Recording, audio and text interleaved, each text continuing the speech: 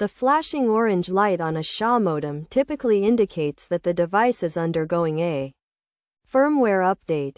However, if the orange light continues to flash for more than 30 minutes, it may signal other issues with the device.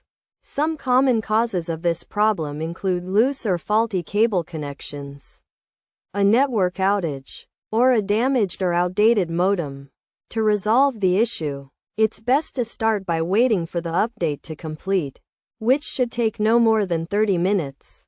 If the problem persists, checking for network outages in the area can be done on the official support website.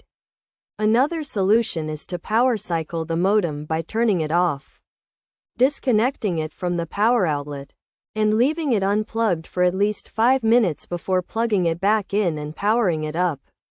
Additionally, inspecting and reconnecting the cable connections, including the coaxial cable, can help resolve the issue.